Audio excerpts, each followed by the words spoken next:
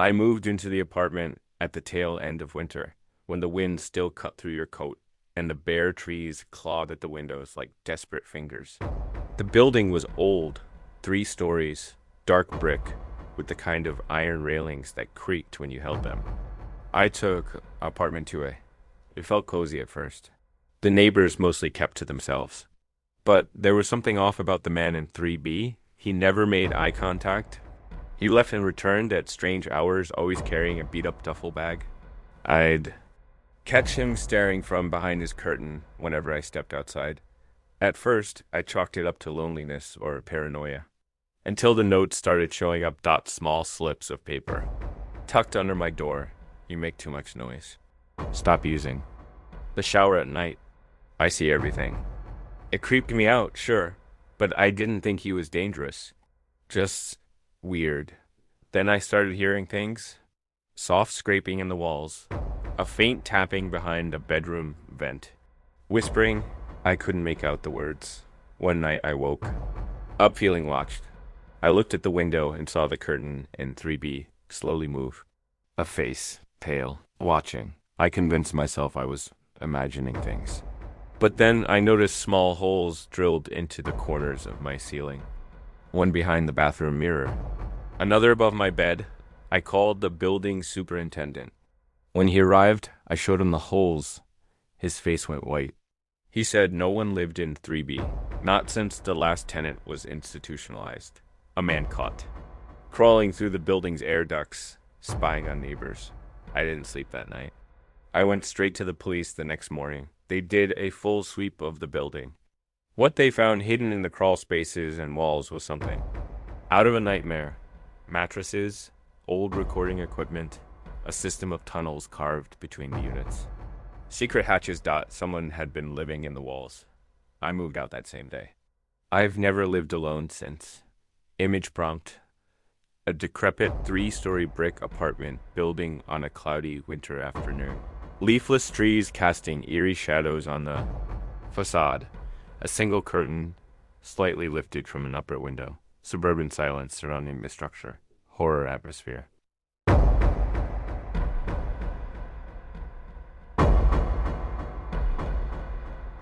I used to live in a 1-story house with a small garden in a quiet neighborhood.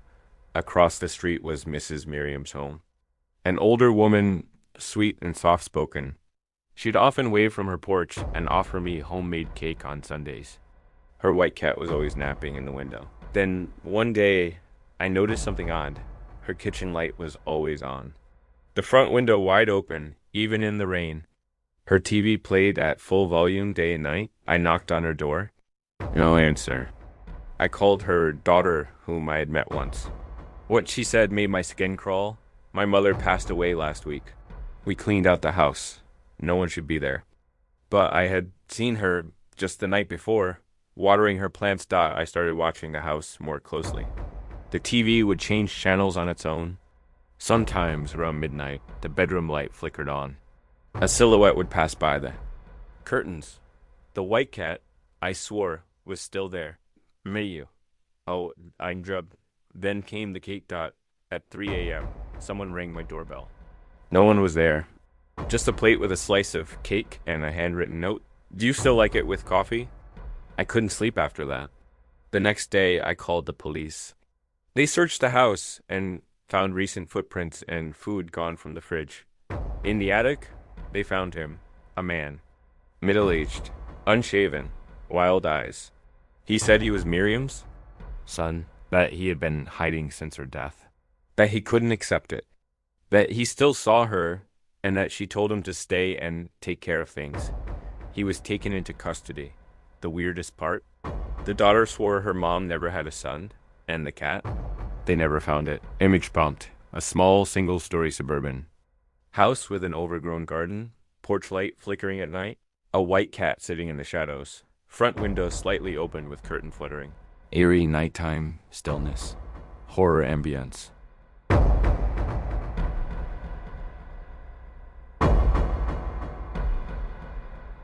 When I bought my first house, I felt like I had made it. It was a 2-story townhouse at the end of a quiet street. Attached to mine was another unit, owned by an older man named Mr. A. Vadro. He was polite, if distant, always a lone dot between our homes. Was a shared maintenance door that led to the basement, old access left over from before the property was divided. The door was always locked. I assumed it wasn't used anymore. Then came the noises, soft, rhythmic knocking from the basement. Footsteps when no one was there. Faint metallic clangs. I asked Evadro about it. He shrugged and said it was probably the pipes, but then my laundry room door started showing scratches. The kind that looked like fingernails. One evening, I came home to find my washing machine moved half a meter. Behind it, a hole in the wall, just big enough for someone to crawl through. The space was dark and led toward the shared basement. That night, I stayed awake with a flashlight and a baseball bat. At 2:43 a.m., I heard the faint creak of the basement door. I followed the sound and forced the door open. The basement smelled of mold and rust. The walls were covered in scribbles, names, and dates. Some were decades old. Some I recognized as former neighbors. Then I saw the second door. A narrow wooden one, chained shut from my side. I stepped closer. From the other side, something knocked. 3 slow, deliberate knocks. Then a voice, not yelling, but whispering, strained and desperate. "Let me out, please." He left again. I'm so cold. I ran. I didn't sleep. The police came. When they broke into Evadro's side of the basement, they found a hidden room.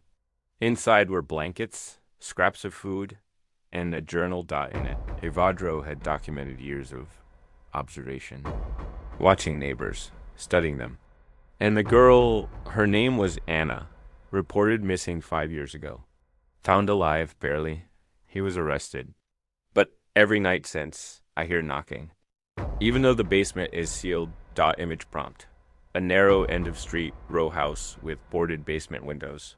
Overcast sky casting a dull light. Weeds pushing through cracked pavement.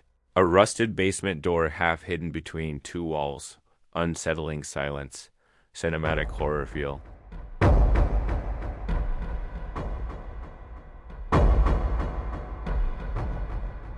When I first moved into my new suburban neighborhood, everything felt perfect. Quiet streets, manicured lawns, and neighbors who waved hello as I carried my boxes inside. But the house right next door, number 17, was always different. It stood empty for months, dark curtains drawn tight, no signs of life. That changed the day a new family moved in. A young couple with a small daughter. I could hear their laughter from my porch the first afternoon they arrived, a warm sound that seemed to brighten the whole block. But something about them was off. Maybe it was how rarely the father smiled, or how the mother always seemed tense, her eyes darting nervously whenever someone approached. Weeks went by. One night, as I was getting ready for bed, I noticed the house was lit up, lights on in every room. But the front door remained firmly locked, no one coming or going. Curious, I kept watching. The lights blinked erratically, flickering on and off in an almost rhythmic pattern. Then I saw the daughter's silhouette in the window. She looked like she was waving to someone, but no one was outside. I shrugged it off, but my unease grew. The next day, I went out to get the mail and saw the couple standing stiffly in their driveway. The mother's eyes locked on me, wide and hollow. I nodded hello, but she didn't respond.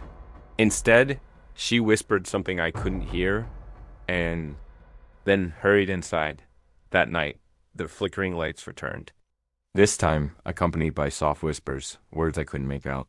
I tried to sleep, but kept hearing footsteps at my bedroom window.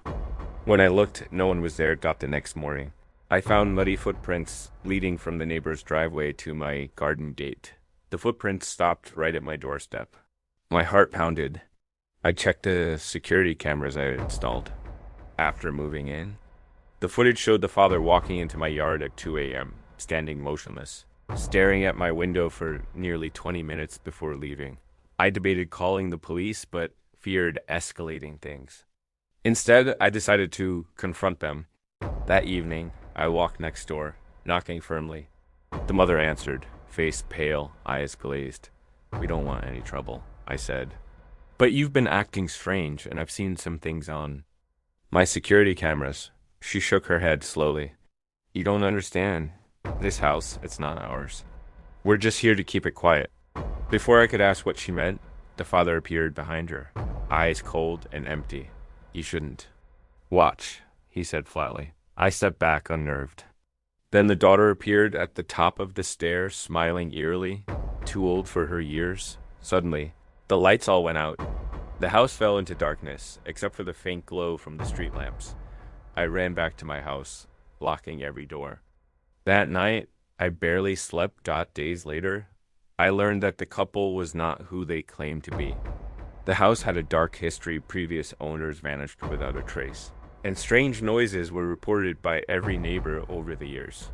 I moved out soon after, but sometimes, when the wind is just right, I swear I can hear the daughters' laughter echoing through the empty halls of number 17, and I know the house is still waiting for its next family quiet, dark and watching.